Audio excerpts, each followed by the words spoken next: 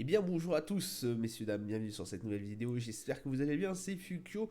Nous sommes le 3 juin 2023 pour ceux qui ont compris, du coup c'est la review de vendredi, du 2 juin, parce que le 3 juin on est samedi donc il n'y a rien qui cote, à part le Bitcoin qui bouge toujours un peu, donc c'est pour ça que vous n'aurez pas forcément les mêmes valeurs entre vendredi et samedi, voilà, mais ce sera grossièrement juste ça.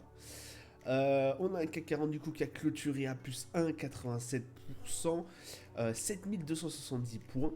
Eurostox plus 1,58, le DAX plus 1,25, le FTSE 100 plus 1,56, le Dow Jones qui performe plus 2,12, on le verra sur le graphique, c'est incroyable la montée qui s'est pris. Le Nasdaq plus 1,07, le Nikkei 225 plus 0,84. On a un pétrole Brent à 76,40$ qui remonte tout juste, voilà, juste avant forcément la réunion de l'OPEP+, qui aura bien lieu dimanche, voilà, c'est ce que vous confirmez, plus 2,80% environ au niveau du pétrole Brent. Le 11 d'or 1948,02$, l'euro USD à 1,073$, on a Bitcoin qui est aux alentours des 27 205$, palmarès du SRD Forestia qui fait plus 7,94 et Ramé plus 7,53 et SLB plus 7,31. Au niveau des plus fortes baisses, on a Bain Mer de Monaco qui fait moins 3,65, MK Techno moins 4,43 et Rally moins 13,54. Alors aujourd'hui, toujours pas mal de choses. Effectivement, alors ça a été un peu compliqué pendant un moment. On avait bien entamé la journée, j'ai envie de vous dire. On a eu certains chiffres voilà, au niveau de l'emploi qui ont foutu un coup de pression en fait au niveau des marchés, au niveau de la séance. Effectivement, un emploi qui reste très très en forme. On a eu le Jolt, je crois c'était début de semaine ou la semaine dernière. Début de semaine je crois. Non, la semaine dernière, moi je sais plus trop. On a eu le Jolt il n'y a pas si longtemps, du coup qui nous avait confirmé qu'effectivement l'emploi restait très très très fort au niveau des États-Unis, même par rapport à ce resserrement monétaire, même par rapport en fait à ces hausses de taux, l'emploi américain reste très très solide, trop solide justement pour certains, pour que Jérôme Powell cesse encore ces hausses de taux, parce qu'on a effectivement l'emploi s'il reste très très fort permettrait en fait pour certains gouverneurs de la Fed voilà, de dire bon bah, voilà l'emploi en plus que l'inflation descend, alors en plus que l'inflation descend mais pas assez vite et que on est toujours à je crois c'est 5 barres et quelques, on est à 5% et quelques au niveau des US. Il faudrait continuer notre hausse de taux. En plus, on peut se permettre de le faire puisque l'emploi est très très bon. Même on gagne par rapport à l'emploi. Voilà, c'est ce qui permettrait de dire que bon bah ok, la Fed décide de remonter encore ses taux. Alors sur les prochains mois. Parce que je vous rappelle que Jérôme Powell avait insisté sur le fait que potentiellement il y aurait une pause, que là, on nous avait donné le programme jusqu'en juin. Donc là, on est en juin, ça sera notre potentiellement dernière hausse de taux. Parce qu'effectivement, on se rappelle, les hausses de taux ont fait énormément de mal aux banques. Forcément, ça va de soi. À plonger un peu pendant un court moment, alors pendant un court moment, on sait pas trop, mais à plonger quand même les marchés dans ouais, et dans une phase un peu instable, dans une phase, j'ai envie de vous dire, où tout le monde s'écarte un peu des marchés parce que bah, on avait des banques qui s'écroulaient, quoi. SVB s'est écroulé, First Bank République, on a eu des mouvements sur la Deutsche Bank qui a foutu un coup de pression, Deutsche Bank quand même, Crédit Suisse. Donc écoutez, voilà, c'est un peu la nouvelle qui a refroidi les marchés. Mais nous avons eu aussi une bonne nouvelle, effectivement, c'est que les salaires, en fait, bah, du coup, ralentissent, enfin, la hausse de salaire ralentit. Et ça, c'est assez bon. Pardon. C'est ce qui a fait rebasculer, je suis enrhumé, je suis désolé, c'est ce qui a fait rebasculer un peu le marché en fait dans le vert Ils ont préféré plutôt boire le verre à moitié plein qu'à moitié vide. Hein, voilà, donc concrètement, c'est très très bien. Hein. On va pas se mentir, parce que là, on a retrouvé des valeurs qui étaient, qu'on avait perdues depuis bien longtemps. Imaginez-vous, on gagne plus pratiquement 2% environ au niveau du CAC, enfin environ 1,87, on va pas chipoter. Le Dow Jones, on a plus de 2%, enfin c'est vraiment sur des valeurs où c'était bien cassé la gueule. On commence à reprendre un peu de couleur, donc ça fait plaisir. Et pour un mois de juin qui commence sur les chapeaux de roue, j'ai envie de vous dire. Donc tant mieux pour ça. Et puis un peu voilà hein, ce qui s'est passé. Donc vraiment la hausse, le ralentissement des salaires. Bah écoutez, ça a énormément plu au marché. Tant mieux, parce que s'il s'était focalisé que sur l'emploi qui est extrêmement bon, le Jolt, là on a eu taux de chômage, on a eu les paiements non agricoles, enfin vraiment on a eu des assez mauvaises nouvelles au niveau, assez mauvaises nouvelles sur cette crise inflationniste. Sinon, en soi, c'est une bonne nouvelle, mais comme je vous l'ai expliqué, ça peut permettre à Jérôme Powell d'augmenter encore un peu les taux. Et ça, c'est ce que les marchés ne veulent pas. Mais on a eu aussi un ralentissement au niveau des salaires. Donc si les ralentissements des salaires se fait plus sentir que le marché, en tout cas, s'est concentré plus sur le ralentissement des salaires plutôt que sur le chômage, l'emploi. Donc voilà.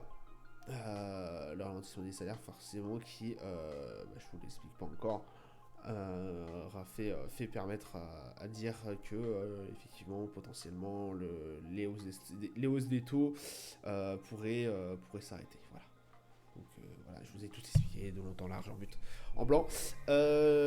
Autre nouvelle, comme vous avez pu le voir, c'est Amazon. Amazon en fait. Pour vous faire le descriptif, aujourd'hui, vendredi, on a eu toutes les valeurs du CAC 40 qui étaient en vert, sauf Orange, si je dis pas de bêtises, et les télécoms en général, puisqu'effectivement Amazon a décidé potentiellement, pour s'ouvrir encore un peu plus au marché, de devenir un opérateur mobile, et prévoit peut-être de faire une offre mobile. Et en fait, le souci, c'est que forcément Amazon, grosse puissance, on vous l'écrit pas, hein, gros logisticien, enfin bref, ils se mettent un peu partout. Et du coup, forcément, ça fait baisser tout ce qui est télécom. Alors, si c'est le cas, ils pourraient bien aussi racheter quelques entités dans certains pays. Par exemple, racheter Orange, racheter Bouygues, voilà, pour s'implanter directement sur le marché. C'était une possibilité. Donc voilà pourquoi les télécoms, ils ont pas mal bougé aussi aujourd'hui. Et je crois qu'Orange a perdu à peu près 2%, si je dis pas de bêtises. Donc voilà. Voilà un peu les nouvelles de ce marché d'aujourd'hui. Calendrier d'annonce économique, du coup, on a eu le taux de chômage, le paiement non agricole qui ont été très puissant. Alors, taux de chômage, pardon, il était mauvais. Il a augmenté, je pensais qu'il avait baissé, mais non, il a augmenté. C'est surtout ici rémunération horaire moyenne qui ont baissé, qui ont énormément plu au marché, 14h30. Donc écoutez, voilà, quand même, ça a bien plu, vraiment. Je ne pensais pas que les rémunérations horaires moyennes, avec un aussi petit écart, auraient permis au marché, alors j'ai envie de dire, de monter et de bumper comme ça. Puisque au moment à 14h30 où on a eu, je vous avoue, les paiements non agricoles, ça fait mal, ça fait très très mal. Le marché s'est cassé d'un seul coup la gueule.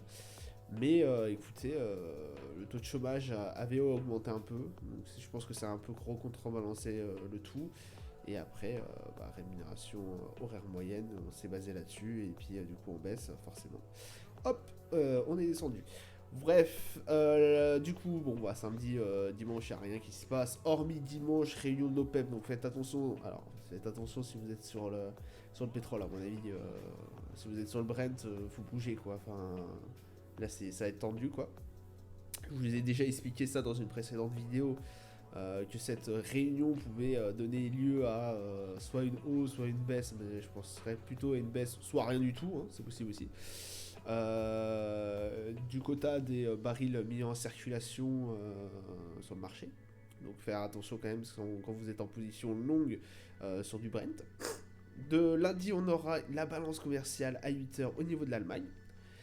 On aura aussi les prestations de service, les prestations de service à 16h au niveau des US, et ce sera tout qui nous intéressera, en tout cas en grosse actualité, enfin qui nous intéressera, il y a peut-être forcément 2-3 choses.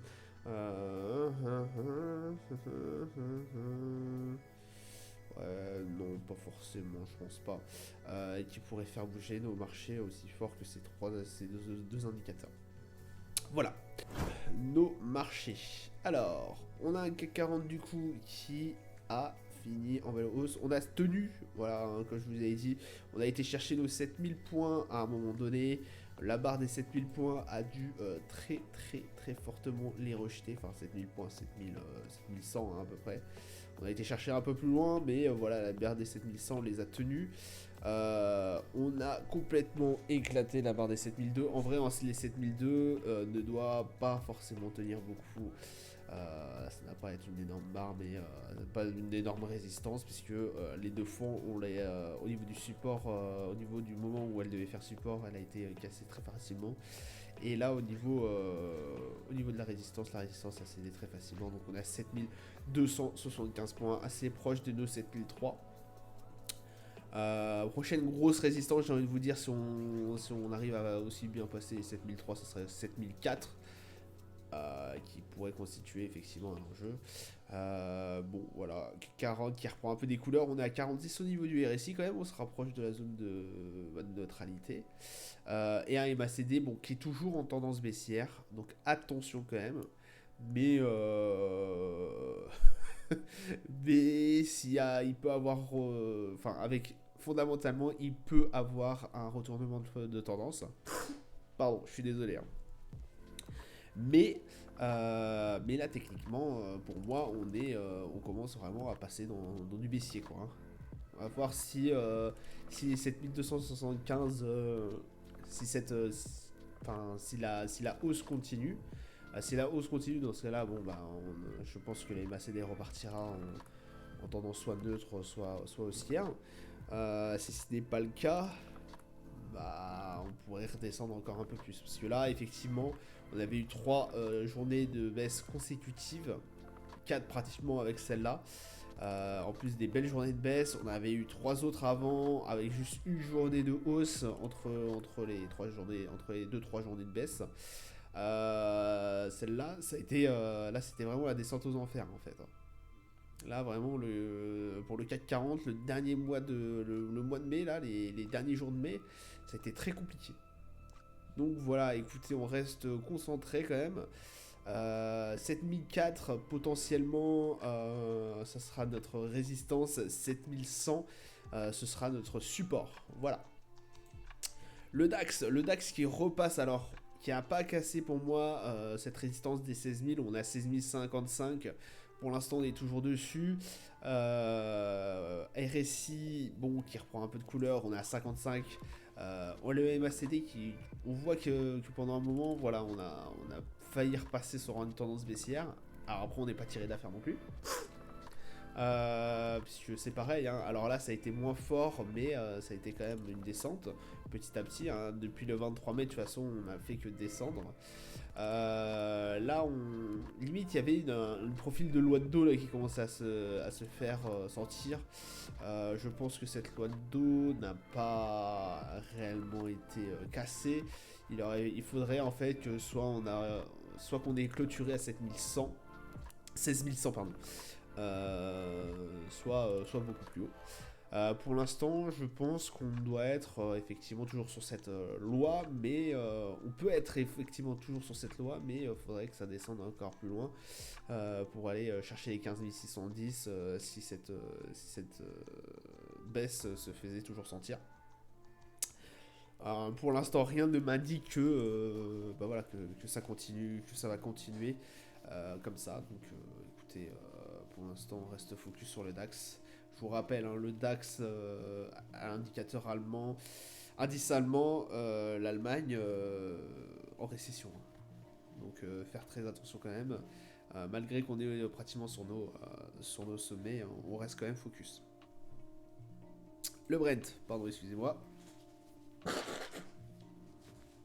Alors, le Brent on est à 76,43$, comme je vous ai dit, sur ce moment de... ce magnifique moment de réunion de l'OPEP qui va avoir lieu dimanche. Je pense que ces valeurs-là vont bouger. Alors c'est potentiellement possible ou non, hein, si ça dépend s'ils décident de faire quelque chose ou non, forcément. RSI, bon voilà, complètement stable, hein, je vous ai dit, on se balade aux alentours des 75$. RSI à 49, le MACD, bon bah voilà, toute petite tendance baissière, mais quand même, hein, on descend pas mal aussi au niveau du Brent. On se balade toujours au niveau des 75. Toujours compris forcément sur cette range entre les 80 et les 70. Donc écoutez, on verra par la suite. Le 11 d'or qui descend. Alors là, on a tapé la barre des 1955. Alors, comment vous dire ça, je pense que toujours ce support des 1955 devrait tenir toujours. Après, faire attention, puisqu'effectivement... là, le moment où il sera vraiment cassé, à mon avis, ça sera aux alentours des 1900. Ouais, 1900 quoi. Oh non, peut-être pas. À 1939, 1900. Là, on est 1948. Ouais, 20 et quelques, 25. Parce qu'effectivement, on a une mèche là qui est descendue bien basse. On voit qu'après, c'est reparti en achat. Donc, méfiez-vous quand même, parce qu'il doit forcément avoir des positions acheteuses aux alentours des 1932. À 1925, je pense que si on a des mèches si pendant la séance on descend à 1925, pour moi ce niveau des 1947, 1950 à peu près sera complètement cassé. Je pense que ça sera plutôt vers là, puisqu'effectivement on a des positions acheteuses aux alentours des 1932, même 1900, ouais, 1935, 1932. Donc écoutez, faire quand même assez attention. C'est pas parce qu'on a eu une énorme séance baissière que forcément on serait dans le rouge, enfin qu'on a cassé ce niveau des 1950. Forcément résistance à 2000, donc je vous ai toujours expliqué de la résistance de 2000, des 2000, je vais pas vous la réexpliquer encore une fois. Donc faire attention aussi, parce qu'au niveau de la résistance de 2000, les 2000 on les passera pas aussi facilement que ça, hein, de toute façon on l'a vu, hein. Voilà, j'ai toujours dit, les 2000, faire très attention. RSI, on est bien descendu, hein, on a 42 au niveau du RSI, on a au niveau du MACD, c'est pareil, on descend. De toute façon, ça descend depuis le 9 mai, hein, l'or qui bouge pas mal. Alors si on prend le pic, bien évidemment, le 1er mai, on a été vraiment sur les top niveaux. Et là, ça descendait, là on est descendu vraiment depuis le 1er mai, quoi. Le S&P, alors le S&P, pareil, là, ça prend du galon, là. Ça prend du galon, je vous avais dit, en tout cas, que les 4150, pour moi, étaient toujours d'actualité, qu'ils avaient fait office de résistance pendant un moment, et que là, on était passé support, très très vite. Donc effectivement, hein, on le voit bien, hein, avec ces bougies qui a été cherchées assez loin, hein, les 4070, 80 peut-être, les 4150 ont tenu. Écoutez, 4282. On est toujours dans la course, grosse résistance au niveau des 4003, on espère les atteindre d'ici peu de temps, avec un support à 4149, 66 au niveau du RSI, donc très très bien, et un MACD en tendance haussière. Le Nasdaq qui fait toujours plaisir à voir en ce moment, vraiment incroyable, 14 577, objectif je crois que c'était 15 000 et quelques, non? Ah, la barre a été effacée, pardon. La barre a été effacée, parce qu'effectivement, je crois que j'avais mis une barre à 15 000. J'avais mis une résistance à 15 000, aux alentours des 15 000, effectivement, puisque voilà, on avait eu des tops ici à 15 000 sans réellement pouvoir les effacer, enfin, sans réellement pouvoir les. Ouais, 15 002. Ce serait vraiment notre gros objectif. Bon, ça monte pas mal au niveau du Nasdaq, hein, forcément boosté par l'IA et autres. RSI à 75, donc on est largement en zone de surachat au niveau du Nasdaq. Et MACD forcément en tendance haussière. Le Dow Jones, alors le Dow Jones qui s'est fait plaisir aujourd'hui, hein. Franchement il s'est fait plaisir. Faut dire qu'on était vraiment toujours sur le support des 33 000, donc 33 000 pour moi. On peut descendre en dessous, on peut aller chercher, comme je vous ai dit, les 32 005. À partir du moment où les 32 500 ont été atteints, parce que là on voit bien, il y a aussi toujours des positions acheteuses ici, hein, des 32 500. À partir de ce moment-là, si les 32 500, j'ai mis 33 000 parce que voilà, c'est un peu plus parlant, mais 32 500, à partir du moment où il y a eu où les bougies ont. Enfin, lors d'une séance, on a été chercher en dessous des 32 500. Pour moi, le support des 33 000 ne tient plus. Là, ça n'a pas été le cas. Effectivement, on a bien, on a bougé sur du coup sur ce support des 33 000, que ça soit à la hausse, à la baisse. Et puis là, sur cette séance, on s'est vraiment dégagé 33 757. Donc c'est très très bien. On va essayer de retenter d'aller chercher notre résistance autour des 34 300. Rien n'est sûr, j'ai envie de vous dire. Un MACD voilà, qui est neutre là, sur le niveau de la tendance. Voilà, on ne sait pas trop où on va. Mais écoutez, en tout cas, on va voir par la suite. Hein, effectivement, un gros support au niveau des 34 300. On espère à un moment donné quand même que ça va casser parce que... ouais, on s'ennuie un peu sur le Dow Jones, malgré cette immense journée verte. Puisque ça fait quand même, je vous le rappelle, depuis le 11 novembre qu'on a atteint ces niveaux-là et que c'est plat comme chez plat. Voilà, ça sera tout pour moi pour aujourd'hui. Je vous souhaite une excellente journée, une bonne soirée à vous. Je vous dis à plus tard. Ciao, ciao.